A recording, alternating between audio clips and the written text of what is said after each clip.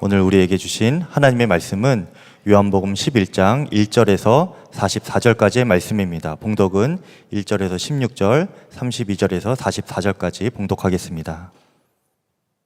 한 병자가 있었는데 그는 마리아와 그의 자매 마르다의 마을 베다니에 사는 나사로였다. 마리아는 주님께 향유를 붓고 자기의 머리털로 주님의 발을 씻은 여자요. 병든 나사로는 그의 오라버니이다. 그 누이들이 사람을 예수께로 보내서 말하였다. 주님, 보십시오. 주님께서 사랑하시는 사람이 앓고 있습니다. 예수께서 들으시고 말씀하셨다. 이 병은 죽을 병이 아니라 오히려 하나님의 영광을 드러낼 병이다. 이것으로 말미암아 하나님의 아들이 영광을 받게 될 것이다. 예수께서는 마르다와 그의 자매와 나사로를 사랑하셨다. 그런데 예수께서는 나사로가 앓는다는 말을 들으시고도 계시던 그곳에 이틀이나 더 머무르셨다. 그리고 나서 제자들에게 다시 유대 지방으로 가자 하고 말씀하셨다. 제자들이 예수께 말하였다. 선생님, 방금도 유대 사람들이 선생님을 돌로 치려고 하였는데 다시 그리로 가려고 하십니까? 예수께서 대답하셨다. 낮은 12시간이나 되지 않느냐? 사람이 낮에 걸어 다니면 햇빛이 있으므로 걸려서 넘어지지 않는다. 그러나 밤에 걸어 다니면 빛이 그 사람 안에 없으므로 걸려서 넘어진다. 이 말씀을 하신 뒤에 그들에게 말씀하셨다. 우리 친구 나사로는 잠들었다. 내가 가서 그를 깨우겠다. 제자들이 말하였다. 주님, 그가 잠들었으면 낫게 될 것입니다.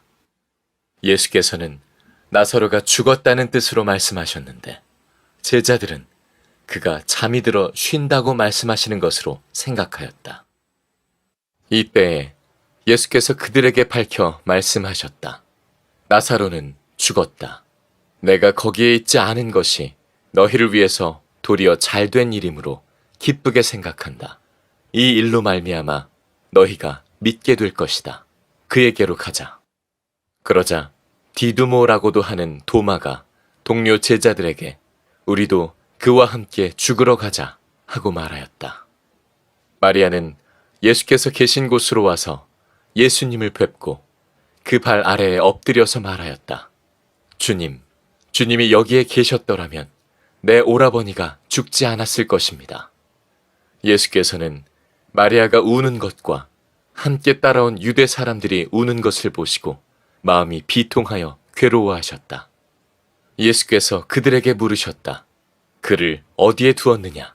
그들이 대답하였다. 주님, 와보십시오. 예수께서는 눈물을 흘리셨다. 그러자 유대 사람들은 보시오, 그가 얼마나 나사로를 사랑하였는가 하고 말하였다. 그 가운데서 어떤 사람은 이렇게 말하였다. 눈먼 사람의 눈을 뜨게 하신 분이 이 사람을 죽지 않게 하실 수 없었단 말이오. 예수께서 다시 속으로 비통하게 여기시면서 무덤으로 가셨다. 무덤은 동굴인데 그 어귀는 돌로 막아 놓았다. 예수께서 돌을 옮겨 놓아라 하시니 죽은 사람의 누이 마르다가 말하였다. 주님, 죽은 지가 나흘이나 되어서 벌써 냄새가 납니다. 예수께서 마르다에게 말씀하셨다. 내가 믿으면 하나님의 영광을 보게 되리라고 내가 내게 말하지 않았느냐. 사람들이 그 돌을 옮겨 놓았다. 예수께서 하늘을 우러러보시고 말씀하셨다. 아버지, 내 말을 들어주신 것을 감사드립니다. 아버지께서는 언제나 내 말을 들어주신다는 것을 압니다. 그런데도 이렇게 말씀을 드리는 것은 둘러선 무리를 위해서입니다. 그들로 하여금 아버지께서 나를 보내신 것을 믿게 하려는 것입니다. 이렇게 말씀하신 다음에 큰 소리로 나사로야, 나오너라 하고 외치시니 죽었던 사람이 나왔다. 손발은 천으로 감겨 있고 얼굴은 수건으로 싸매어 있었다. 예수께서 그들에게 그를 풀어주어서 가게 하여라 하고 말씀하셨다. 네, 오늘 말씀은 한 병자로 시작이 됩니다. 한 병자가 있었다. 그의 이름은 나사로였습니다. 여러분, 크고 작은 질병들을 아마 다 겪어 보셨을 겁니다. 우리 삶에 참으로 우리가 반갑지 않은 불청객이라고 할 수가 있겠지요. 질병에 걸린 것만으로도 참 마음이 불편한데 우리 마음을 더 불편하게 하는 것이 있습니다. 오늘 3절에 보니까 그 누이들이 사람을 예수께로 보내어 말하였다. 주님 보십시오. 주님께서 사랑하시는 사람이 앓고 있습니다. 주님께서 사랑하시는 사람이 앓고 있다는 거예요. 주님을 사랑하는 사람이 앓고 있다라는 것도 잘 이해가 되지 않을 텐데 주님께서 사랑하는 사람이 앓고 있다. 여러분들은 이 구절을 어떻게 받아들이시겠습니까? 주님이 사랑하시면 앓지 않아야 되는 건 아닌가? 주님이 사랑하시면 죽을 병이나 암이나 걸리지 않아야 하는 것 아닐까요? 주님께서 사랑하시면 가정폭력이라든가 이혼의 위기라든가 자녀의 방황이라든가 뭐 이런 일이 없어야 정말 주님이 사랑하신다라고 말할 수 있지 않겠습니까? 저는 지난 한 달간 우리 성도들의 참으로 안타까운 이야기들과 또한 사역자들의 소식을 듣게 되었습니다. 처음 들어보는 희귀병에부터 시작해서 악성일 가능성이 참 높다라고 해서 개복 수술을 해야 합니다라는 소식도 들었고, 심장이 문제 때문에 더 이상 이제는 사역을 못할 수도 있습니다라는 그런 안타까운 소리도 들었습니다. 본교회 중보기도 소식지가 있어요. 그 뒤에 펴시면 맨 마지막 부분에 환우들의 목록이 나옵니다. 무려 8페이지나 돼요. 그렇게 많은 사람들이 있는데요, 하나님이 사랑하지 않으셔서 그렇게 아픈 것일까요? 우리가 본문을 오늘 제대로 읽어보면요, 사실 이 3절 뒤로 잘 넘어가기가 쉽지가 않습니다. 주님, 어떻게 주님께서 사랑하시는 사람이 앓을 수 있고 죽어갈 수가 있습니까? 아마 이런 고민을 갖는 분들이 꽤 많이 계실 겁니다. 그리고 말을 못해서 그렇지 이 모순을, 주님께서 사랑하신다는 것과 병으로 앓고 있다라고 하는 이 모순을 어떻게 받아들여야 할지 아마 고민하는 분들이 계실 거예요. 정말 예수님이 사랑하는 거 맞느냐라는 것이죠. 근데 문제는 여기서 그치지 않습니다. 예수님이 분명 나사로가 앓고 있다는 소식을 듣죠. 그리고 지금 예수님이 어디 계시냐면 지금 나사로가 있는 곳에서 약 걸어서 하루길 정도 좀 못 미치는 곳에 계십니다. 세례 요한이 처음 세례를 주던 곳이라고 말하고 있습니다. 그러면 그 소식을 들었을 때 주님이 사랑하시면 어떻게 해야 되죠? 바로 돌아오셔야죠. 그게 사랑하는 거죠. 아니면 적어도 능력이 있으시니까 나사로야 나을지어다 말씀하셔가지고 치료해 주시는 것이 여러분 사랑하는 거 아닙니까? 그런데 예수님께서 이상하게 그냥 그 머무는 곳에 이틀이나 더 머물러 계십니다. 성경 기자가 이 부분이 좀 이상하게 느껴졌는지 6절에 이렇게 얘기를 해요. 그런데 예수께서는 나사로가 앓는다는 말을 들으시고도 계시던 그곳에 이틀이나 더 머무르셨다는 것입니다. 그런데라는 거죠. 우리 삶에는요, 그런데가 굉장히 많은 것 같아요. 아까 말씀드린 대로 주님 암에 걸렸어요. 그런데 주님은 어디에 계십니까? 주님 개복 수술을 해야 된답니다. 그런데 주님은 무엇을 하고 계십니까? 주님 제 아이가 믿음을 떠났습니다. 그런데 주님은 왜 이렇게 지체하시고 아무런 일도 안 하는 것 같으십니까? 과연 기다리면 되는 걸까요? 그것은 시간 낭비가 아닐까요? 기다려서 된다면 기다리면 되죠. 근데 기다리다 보면 어떤 생각이 들죠? 야, 이거 시간 낭비 아닐까? 이거 헛되게 기다린 거 아닐까? 이런 생각을 할 때가 있어요. 그래서 영어로 기다림이 waiting인데요, 이 낭비는 wasting입니다. 삶에서 여러 가지 어려운 일을 당하면요, 기다린다는 것이 굉장히 낭비로 느껴져서 이렇게 읽고 싶은 거죠. 기다리는 것은 낭비다. Waiting is wasting. 그렇게 읽고 싶은 유혹을 여러분 받지 않습니까? 기다리는 것이 참 어리석게 느껴진다는 것은요, 여러분들만의 이슈는 아니었습니다. 바로 아브라함도 그랬어요. 아브라함도 75세에 하나님이 자녀를 주시겠다고 약속하셨거든요. 근데 수년이 지나도 뭐 약속은커녕 아무런 기미가 보이지 않아요. 그래서 그가 어떻게 하냐면 그냥 자녀 어차피 안 주셨으니까 자기에게 있는 그 종이 저의 재산을 상속할 겁니다. 그게 고대 그 당시의 문화의 어떤 법이었습니다. 그래서 창세기 15장 3절에 주님께서 저에게 자식을 주지 않으셨으니, 자, 기다림은 낭비라는 것이죠. 이제 저의 집에 있는 이 종이 저의 상속자가 될 것입니다. 하나님이 하실 일을 안 하셨으니까 기다리는 것은 낭비입니다. 그래서 저는 저의 일을 하겠습니다. 이것이 아브라함의 생각이었는지도 몰라요. 하나님 정말 나를 사랑하시는 것일까? 라는 질문이 있었던 것 같습니다. 예수님의 사랑에 대한 그 의심, 아주 결정타가 있습니다.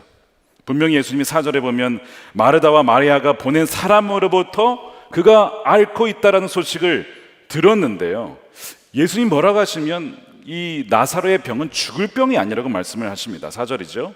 이 병은 죽을 병이 아니라 오히려 하나님의 영광을 드러낼 병이다. 이것으로 말미암아 하나님의 아들이 영광을 받게 될 것이다. 그래서 그 말을 들은 사람이 다시 돌아가서 마리아와 마르다에게 이 소식을 전해요. 근데 그 소식을 들을 때는요, 이미 나사로는 죽었습니다. 자, 나사로가 죽었는데 예수님 뭐라 그랬어요? 죽을 병이 아니라 그랬잖아요. 무슨 생각이 들 것 같으세요? 예수님이 틀렸네? 속았네? 이런 생각 여러분 들지 않겠습니까?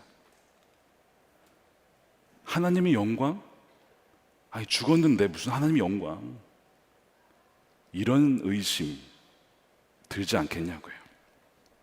우리 삶에 벌어지는 여러 가지 일들 때문에 우리는요, 예수님의 사랑이 의심될 때가 있어요. 그리고 그것은 어떤 것으로도 이해되기 참 어려운 것들이라고 느껴집니다. 하박국 선지자가 남유다를 바라보는데 하나님을 믿지 않는 바벨론에 의해서 침략을 당하는 정도가 아니고 약탈을 당하고 나라가 멸망해 갑니다. 여러분 이해하시겠습니까? 하나님이 선택한 나라입니다. 하나님이 선택한 백성인데 하나님을 알지 못하는 나라에 의해서 망한다는 것을 여러분 어떻게 이걸 받아들여야 돼요? 선지자인 하박국조차도 이해가 안 됐어요. 그래서 하박국 1장 2절을 보시면요, 살려달라고 부르짖어도 듣지 않으시고 폭력이다, 그렇게 외쳐도 구해주지 않으시니 주님 언제까지 그러실 겁니까? 이게 시작이에요. 하박국 선지자의 시작입니다. 언제까지 그러실 겁니까? 아니, 사랑이라면 폭력이라고 했을 때 구해줘야 사랑 아닙니까? 근데 왜 못 본 척 아무런 도움도 주지 않으십니까? 하박국이 생각하기에 하나님이시라면, 그리고 사랑하신다면 마땅히 이렇게 행동하셔야 되는데 실제 벌어지는 일은 이거예요. 이 괴리와 모순과 불일치를 이거 어떻게 받아들이라는 거죠.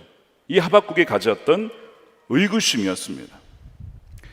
레리 크랩이라고 하는 사람이 기독교 상담가입니다. 책을 쓰셨어요. 많은 책을 쓰셨는데 하나님을 신뢰한다는 것이라는 책이 있어요.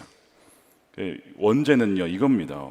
When God's way make no sense. 그러니까 번역하면, 직역하면 하나님의 방법들, 하나님의 방식들이 이해가 되지 않을 때, 이게 원제의 의미예요. 그가 심리학자여 기독교 상담가로서 많은 신앙인들의 고민을 들어주었습니다. 근데 이해할 수 없는 일들이 너무 많았어요. 신앙인들의 반응이 항상 긍정적이지는 않았다는 것입니다. 그러면서 두 가지 부정적인 반응이 있었다는 거예요. 그것을 첫 번째로, 하나는 요나의 방식이다, 이렇게 그가 얘기를 합니다. 요나의 방식은 거부하고 달아나는 겁니다. 그러니까 하나님이 이끄시는 방향이 난 마음에 들지 않아. 그래가지고 그 반대 방향으로 가는 거예요. 그분의 개입을 거부하고 달아나는 방식을 택한다는 것입니다. 이것이 요나의 방식이에요. 또 하나의 부정적인 반응은 회심 전의 사울의 방식이에요. 그것을 왜곡하고 부정하라, 이렇게 얘기를 합니다. 하나님의 사랑이 하나님이시라면 이렇게 생각하고 행동하셔야라고 본인이 생각하고 그렇게 하나님을 조정합니다. 자신이 이해하는 하나님을 만들어가요. 그리고 하나님은 마땅히 이렇게 하셔야만 해. 그래서 거기에 맞지 않는 말씀이 나오면 어떻게 하는지 아세요? 부정합니다. 멀리합니다. 그거는 싹 밀어놓고요, 마땅히 이렇게 하셔야만 한다는 그 모습 그대로 하나님을 바꿔가는 거예요. 이것이 사울의 방식이에요. 여러분, 이 두 가지 방식 중에 어쩌면 지금 여러분들이 그 문제에 대해서 반응하신 분들이 있을 거예요. 도망가든지 조종하고 왜곡하든지. 근데 이 세 번째 방식이 있습니다. 세 번째 방식은요, 전율하고 신뢰하랍니다. 전율, 이 트렘블링이라는 거 하는 것은 삶의 고통 때문에 떨리는 거예요. 감당하기가 쉽지 않을 때가 있어요. 그러나 두렵고 떨리는 마음으로 겸손히 하나님을 신뢰하는 겁니다. 왜냐하면 하나님이 최선이라고 여기는 대로 우리를 사랑하시는 그분의 그 주권적인 권위를 받아들이는 태도입니다. 우리가 생각하는 그 사랑과 그분의 사랑이 다를 수도 있다라는 것을 받아들이는 거죠. 이것이 하박국의 반응이었습니다. 그의 시작은 도무지 이해할 수 없습니다. 그러나 나중에 마지막 장에 가게 되면요, 이런 고백을 해요. 포도나무에 열매가 없고 소출이 없고 외양간에 소가 없을지라도 나는 여호와로 말미암아 즐거워하고 기뻐하리로다. 신뢰를 택합니다. 이게 세 번째 방식이에요. 그러고 보면 이사야 55장에도 비슷한 말씀이 나옵니다. 우리 함께 읽어보겠습니다. 55장 8절입니다. 나의 생각은 너희의 생각과 다르며 너희의 길은 나의 길과 다르다. 이것을 이렇게 읽을 수도 있습니다. 내가 생각하는 사랑과 너희가 생각하는 사랑이 뭐 같을 수도 있지만 다를 수도 있다.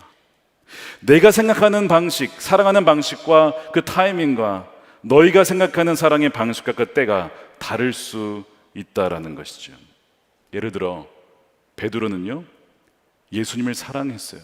그래서 내가 예수님을 사랑하기 때문에 예수님이 죽으시면 안 된다라고 생각했어요. 그것이 베드로의 사랑의 방식입니다. 그런데 똑같은 것을 가지고 예수님은요, 내가 너를 사랑하기 때문에 나는 지금 너를 위해 죽어야 한다라고 생각했습니다. 사랑에 대해서 바라보는 관점에 따라 전혀 다른 사랑이 되는 것이죠. 뭐 그렇다고 해서 베드로의 사랑이 틀렸다라고 하겠습니까? 그러나 궁극적으로 예수님이 정말 베드로를 사랑하셨고 우리를 사랑하셨기 때문에 죽으셔야만 했다는 거예요. 이건 십자가입니다. 십자가는요, 십자가로 누가 사랑이라고 받아들이겠습니까? 그 당시에 사형 도구입니다. 고통과 채찍과 결국에는 끔찍하게 죽어야만 하는 것이 십자가인데, 그 고통과 죽음을 통해서만 주어질 수 있는 사랑이 바로 또한 십자가였다는 것이죠. 그 사랑 안에는 고난과 아픔이 담겨 있는 거예요. 그렇게 보면 3절의 말씀이 좀 새롭게 보입니다. 주님께서 사랑하시기에 병을 앓고 고통을 당하는 사람들이 있다는 것이죠. 그리고 예수님은 그 병이 오히려 하나님의 영광을 드러낼 병이라고 하셨습니다. 그것으로 말미암아 하나님의 아들이 영광을 받게 될 것이라고 하였습니다. 우리의 어떤 질병과 아픔 때문에 예수님이 드러나게 될 어떤 그것이 있다는 것이죠. 5절에 보면 예수님은 마르다와 마리아 그리고 나사라를 분명히 사랑하셨다라고 말씀을 했습니다.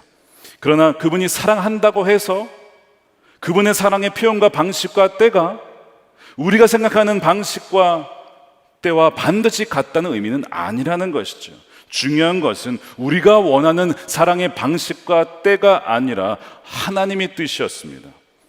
예수님은 나사렛 사건을 두고 하나님의 뜻을 구하죠. 그래서 6절에 보면 그가 이틀이나 더 머물렀다라고 했습니다. 그가 거기에 머무시면서 무엇을 하셨을까요? 노셨을까요? 쉬셨을까요? 그분은 기도하셨습니다. 41절과 42절에 이렇게 되어 있어요. 아버지, 내 말을 들어주신 것을 과거형으로 썼어요. 언젠가 기도했다는 것이죠. 감사드립니다. 아버지께서는 언제나 내 말을 들어주신다는 것을 압니다. 예수님은 나사로가 앓고 있고 사랑하는 오빠가 죽어가는 그 마르다와 마리아를 모른 척한 것이 아니었습니다. 하나님의 뜻을 구했어요. 하나님, 제가 당장 나사로를 고치는 것이 하나님의 뜻입니까? 아니면 그가 죽은 다음에 어떤 일을 행하는 것이 하나님의 뜻입니까? 기도하셨다는 것이죠. 그래서 마치 이 예수님이 돌아오지 않는 것이 이 가족들의 입장에서는 굉장히 실망스럽고 고통스러운 순간이었어요. 예수님이 참 무관심하시다.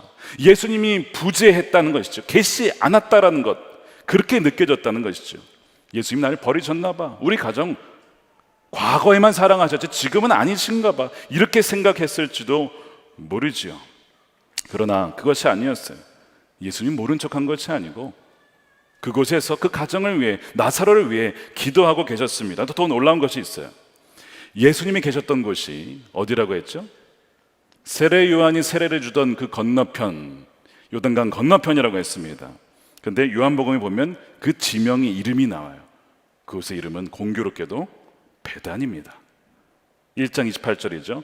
이것은 요한이 세례를 주던 요단강 건너편 베다니에서 일어난 일이다. 성경에 베가니가 두 군데가 나와요. 하나는 지금 예수님이 계신 곳 요단강 건너편 그 베다니가 있어요. 또 하나는 지금 그 나사로가 죽어갔던, 그리고 죽은 바로 그 베다니, 예루살렘 근처에 있는 베다니, 이 두 가지, 두 군데의 베다니가 있었습니다. 이게 우연히 일치일까요? 사람들은 예수님이 베다니에 안 계셨다, 우리가 필요할 때 안 계셨다, 모른 척 하셨다 라고 생각했을지도 모릅니다. 그러나 예수님이 어디에 계셨냐면 베다니에 계셨습니다. 그것은 눈에 보이는 형태의 임재는 아니었어요.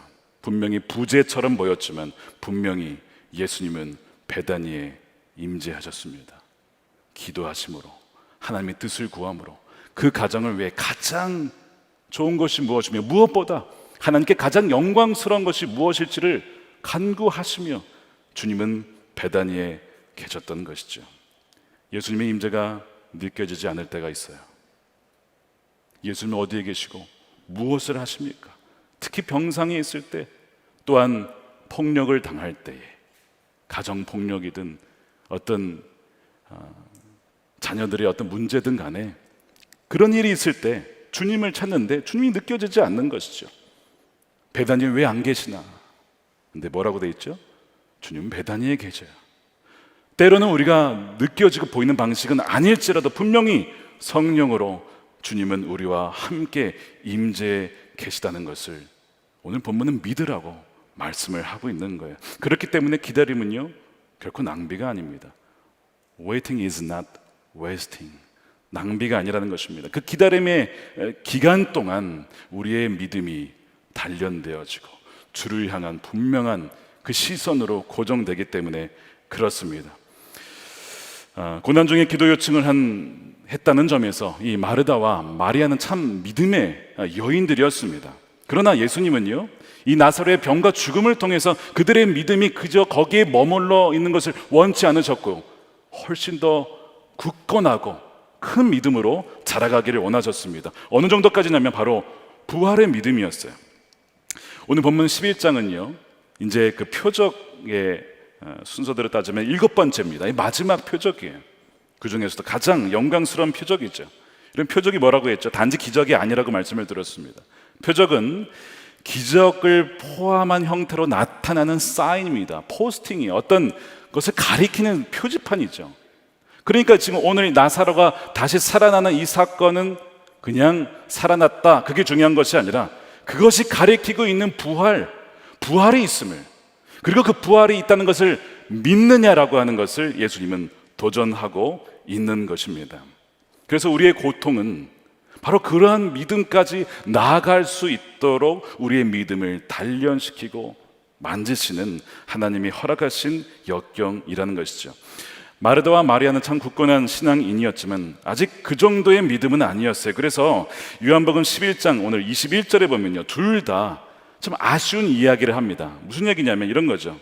마르다가 예수님께 말하였다. 주님이 여기에 계셨더라면 내 오라버니가 죽지 아니하였을 것입니다. 32절에 마리아도 마찬가지예요. 주님이 여기에 계셨더라면, 그런데 지금 계시지 않았고 결국 오라버니는 돌아가셨다는 것이죠. 죽지 않았을 것인데 주님이 안 계셔서, 이런 얘기를 해요.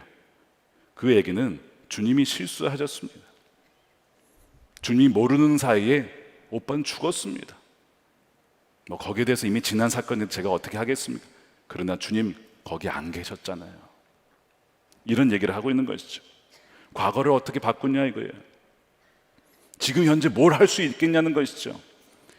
믿음은 믿음인데 뭔가 부족한 믿음이었어요.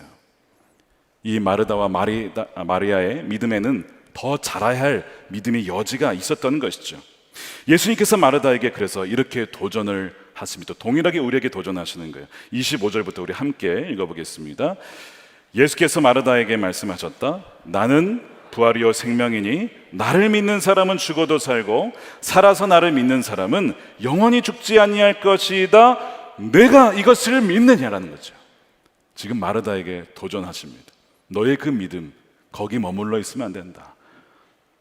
부활의 믿음이 지식이 아니라 현재적인 믿음이고 너를 사랑하신다라고 하는 그 하나님의 사랑, 흔들리는 것이 아니라 굳건하게 나갈 수 있는 그 믿음이 지금 너에게 있느냐는 것이죠. 동일하게 우리에게도 주님은 물어보시는 거예요. 우리의 그 어려운 상황에도 불구하고 주님이 우리를 사랑하신다는 그 믿음이 우리에게 있느냐는 거예요. 그 어려운 상황을 극복하고도 나올 만한 그 믿음이 너에게 있느냐라고 주님은 우리에게 물으시는 것입니다. 그래서 하나님의 사랑이 문제가 아니라 그 하나님의 사랑이 정말 있느냐에 대한 믿음의 문제였던 것이죠.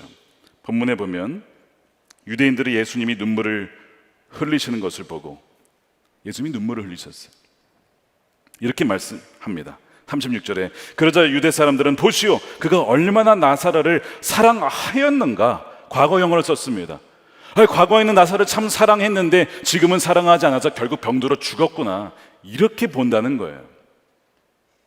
여러분 정말 그렇게 생각하십니까? 날 사랑하지 않으셔서 내가 지금 이런 어려움을 당하는 것이라고 여러분 생각하세요? 정말 하나님의 사랑은 과거형입니까? 성경은 뭐라고 하냐면 하나님의 사랑은 한 번도 끊어진 적이 없다. 하나님의 사랑은 과거형이 아니라 현재형이며 현재 진행형이라고 말씀을 하는 거예요. 그 어떤 피조물이라도 하나님의 그 사랑을 끊을 수 없다라는 것이죠. 그런데 그 사랑에 대한 믿음이, 그 확신이 없는 그것이 문제였던 것입니다. 그래서 예수님은 지금도 사랑하시는 나사로를 일으키시기 위해서 무덤으로 가시죠. 그리고 돌을 옮겨놓으라. 이 장애물이 있었어요. 돌을 옮겨놓으라 라고 하십니다. 그런데 그 나사로를 살리심에 있어서 장애가 되는 사람이 누구였냐면 바로 신앙인이었던 마르다입니다. 마르다가 이런 얘기를 해요. 39절에 예수께서 돌을 옮겨놓으라 하시니 죽은 사람의 누이 마르다가 말하였다. 주님, 죽은 지가 나흘이나 되어서 벌써 냄새가 납니다. 아무 소용없는 짓입니다. 주님, 이미 늦었습니다. 주님이 오셨지만 늦게 오셨기 때문에 소용없는 일입니다. 이것이 신앙인의 불신앙적인 고백이에요. 믿는 사람인데 믿지 않는 이들의 말을 하고 있어요. 나흘이라는 기간이 왜 나오냐면요, 유대인들은 이런 믿음이 있었습니다. 사람이 죽으면 첫 3일은 영혼이 여전히 남아있다가 나흘째가 되면 영혼이 떠나고 시신이 부패한다, 이렇게 믿었어요. 3일째까지 됐으면 가능성이 있었을 텐데 이미 나흘이 됐다는 것이죠. 찬수는 지나갔고 이미 끝난 것이다. 믿는 자의 믿음 없음을 보는 겁니다. 현재적인 하나님의 그 사랑, 나를 향한 사랑에 대한 확신이 없는 신앙인의 불신앙을 보는 거예요. 그런데 바로 이것이 우리에게 고난을 허락하신 목적 중에 하나입니다. 예수님은 나사로 사건을 통해서, 그 표적을 통해서 부활을 미리 보여주시면서 동시에 그들의 믿음이 이전과는 비교할 수 없을 정도의 굳건해질 것을 주님은 알고 계셨어요.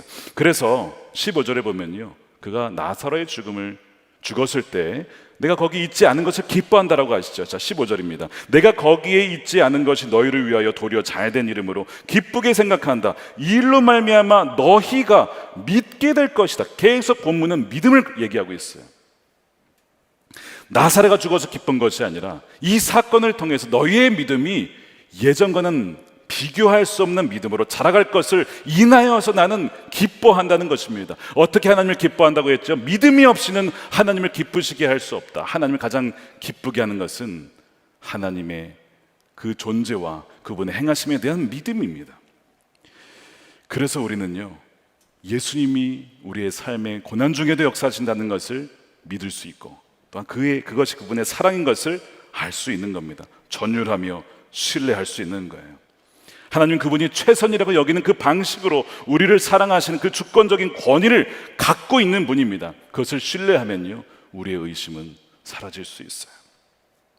그분을 믿을 수가 있습니다. 그분은 우리를 한 번도 떠난 적이 없기 때문에 그렇습니다. 심지어 그분의 임재가 전혀 느껴지지 않는 순간에도 그분은 그분의 베다니에서, 우리는 우리의 베다니에서 연결되어 있고 그분은 성령을 함께 하고 계셨던 것입니다. 에스더서에 보면 하나님이란 단어가 한 번도 나오지 않아요. 그리고 유대인들은 전체가 다 학살당할 위기에 처합니다. 전날까지도 아무런 하나님의 역사가 보이지 않아요. 뭐죠? 하나님의 부재입니다. 신학적으로 숨어 계시는 하나님이란 표현이 있어요. Hiddenness of God이라고 표현합니다.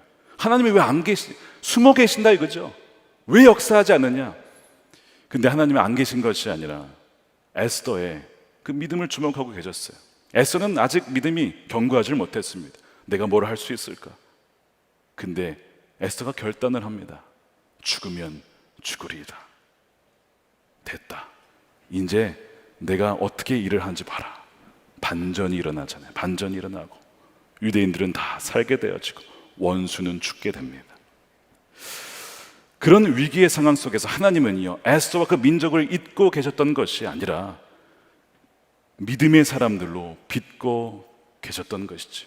마찬가지로 우리의 그 상황 속에 하나님은 우리를 잊고 계신 것이 아니라 더 굳건한 믿음의 사람들로 빚고 계시고 있는 것이죠. 왜냐하면 그 믿음으로 말미암아 진정 하나님이 누구신지 알기 때문에 그래요. 영생은 무엇인가? 하나님과 그리스도를 아는 것입니다. 진정으로 그분을 아는 것이 너무나 중요하기 때문에 하나님은 우리의 고난을 통해, 질병을 통해 우리의 믿음을 다루시는 거예요. 그래서 우리는 하나님의 사랑을 우리의 상황에 따라 판단할 것이 아니라 우리의 상황을 예수님의 사랑으로 판단해야 합니다. 그러면 본문의 3절을 제대로 읽을 수가 있어요. 주님이 이렇게 말씀하십니다. 너가 아프다고 해서, 고난을 겪는다고 해서 내가 너를 사랑하지 않는 것이 아니다. 내가 널 사랑하기 때문에 오히려 그런 아픔이 있는 것이다. 저는 이 말의 의미를요, 솔직하게 말씀드리면 2013년 전까지는 잘 이해하지 못했습니다. 그런데 그해 주님은 작정하시고 저희 가정에 고난을 3차례 연속 어려움을 주셨어요. 2013년 1월 막내가 잉태되었는데 금병이 있는 아이가 태어날 확률이 높다는 소식을 들었을 때 이런 생각이 들었습니다. 왜 하나님은 사랑하신다고 하면서 그 전 아이는 유산시키시더니 이제는 아픈 아이를 주십니까? 라는 그런 생각이 들었어요. 2013년 5월입니다. 분열된 이민교회로 가서 섬기라고 했을 때 한편으로는 사명이구나 생각이 되면서 한편으로는 하나님은 사랑이시라고 하면서 왜 어려운 환경으로 나를 몰고 가시나 라는 생각이 들었어요. 2013년 9월 아내가 막내를 출산을 하고 한 달 뒤에 태반이 남아있었어요. 배에. 굉장히 위험한 것입니다. 하혈을 하는데 너무 많이 흘렸어요. 의료사고가 또한 있었습니다. 아내가 죽어가는 모습을 바깥에서 지켜보면서 든 생각은 하나님 살려주세요. 동시에 하나님 사랑하신다면서 왜 아내를 데려가려고 하십니까? 돌아보니까요, 그 일련의 고통스러운 사건들과 또한 그 시간을 통해서 저의 믿음은 그 이전과 비교할 수 없을 정도로 단단해졌습니다. 그것은 마치 나사로의 병을 통해서 마르다와 마리아의 그 믿음이 견고해진 것, 훨씬 더 견고해진 것과 비슷하다고 볼 수 있습니다. 무엇보다 저를 향한 하나님의 그 사랑을 다시는 의심하지 않게 되었습니다. 전율하면서 동시에 신뢰를 하게 된 것이죠.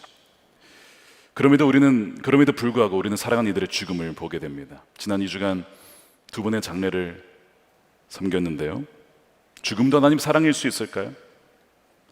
저는 이 물음에 모세를 떠올립니다. 모세는 가나안 땅에 들어가지 못했어요. 40년을 신실하게 섬겼는데 하나님이 데려가시는 겁니다. 왜요? 사랑하셔서. 그가 남아있으면 분명히 그 가나안 땅에서 숭앙받고 숭배받았을 거예요. 그래서 모세를 사랑하셔서 일찍 데려가시고, 그러나 영원한 천국의 그를 들여보내신 것이죠. 모세의 죽음조차도 그를 향한 하나님의 사랑의 표현이었던 것입니다. 예수님이 사랑하는 자를 무덤에서 불러내십니다. 무덤 앞에서 나사로의 이름을 외치시죠. 나사로야 나오너라. 그리고 나사로는 죽음을 이기고 일어섭니다. 왜죠? 이 나사로는 주님의 양이었기 때문에 그래요. 목자의 음성을 들은 이 나사로는 죽음을 이기고 일어섭니다. 무덤에서 나옵니다. 그리고 많은 사람들이 이 사건을 보고 예수님을 믿게 돼요. 그리고 마리아와 마르다의 믿음은 비할 수 없이 견고해집니다.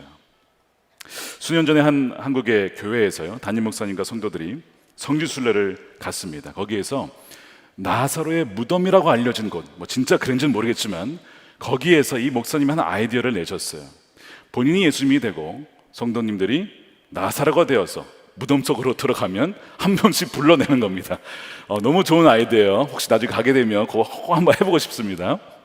그래서 재밌겠다 싶어가지고 이제 다들 들어가시고 목사님이 이제 한 분씩 부르는 겁니다. 박아무개 집사 나오너라. 그랬는데 안 나오는 거예요.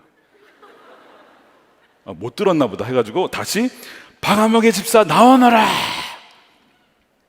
조금 뒤에 나오기 시작하는데 네 주님 울면서 나오는 거예요. 왜 울까? 두 번째 김권사 나와놔라. 근데 이분도 안 나와. 이분도 시간이 지나서 네 주님 김권사 여기 나옵니다. 아니 하나같이 다 울면서 무덤에서 나오더라는 것이죠. 왜 이분들이 울었을까요? 목사님이 자신의 이름을 부르는 그 음성이 정말 죽음과 같은 그 무덤 속에서 나오라고 하는 주님의 음성으로 들려졌기 때문에 그래요. 낙심과 절망의 무덤에서 나오너라. 포기와 좌절의 무덤에서 나오너라. 불신과 의심의 무덤에서 나오너라 라고 하는 그 음성으로 들렸기 때문에 그들은 그 자리에서 무덤을 나와서 주님께 나오게 된 것이죠. 너는 다시 살 거야. 왜냐하면 너의 무덤의 자리를 대신하여 내가 들어갔어. 내가 너 대신 죽고 무덤에서 장사를 치렀어. 그리고 이제 그 무덤은 빈 무덤이다. 이것이 내가 너를 향한 나의 사랑이야. 이것이 주님의 사랑의 방식이에요. 사랑하는 여러분, 주님의 우리를 향한 사랑은요 한 번도 변한 적이 없습니다. 주님의 사랑은 과거형이 아니라 현재형입니다. 다만 그분의 방식과 타이밍은 우리와 다를 수 있어요. 그러나 하나님께서는 그 상황을 통해서 우리의 믿음이 더 견고해지고 하나님이 누구신지를 알기를 원하고 무엇보다 정말 그 부활의 믿음을 소유하기를 누구보다도 원하신다는 사실입니다. 우리가 이것을 붙잡고 정말 그 예수님의 그 사랑의 너비와 깊이가 얼마나 큰지를 우리가 믿음으로 그것을 누리며 살아가시는, 그래서 그 모든 역경을 이겨낼 수 있는 저와 여러분들의 삶이 되시기를 주님의 이름으로 축원합니다. 우리 기도하겠습니다. 이 시간 우리 함께 기도할 때 주님, 제가 바로 나사로와 같습니다. 무덤 속에 들어가 있어서 아무것도 할 수 없을 것만 같은 무기력한 존재, 또한 한편으로는 나사로의 죽음을 보며 예수님이 오셔도 이제는 아무것도 할 수 없어 라고 생각했던 그 마르다, 만약 여러분들이 마르다와 그 나사로와 같다면 이 시간 가슴에 손을 얹고 기도했으면 좋겠습니다. 주님, 주님께서 그 무덤에서 나오라 라고 할 때에 주님, 제가 나오겠습니다. 비록 삶의 여건과 상황은 너무나 어렵고 지병과 병상 중에 있고 도무지 주님이 오셔도 안 될 것만 같은 그 상황 속에 있지만, 그러나 나사로여 나오너라는 그 음성이 바로 나에게 주시는 주의 음성인 줄로 믿고 주님, 이 시간에 그 절망과 의심에서 그 무덤에서 나와 하나님 나오겠습니다. 살겠습니다. 걸어 나가겠습니다. 그렇게 이 시간 고백하시면서 함께 우리 시간 기도하도록 하겠습니다.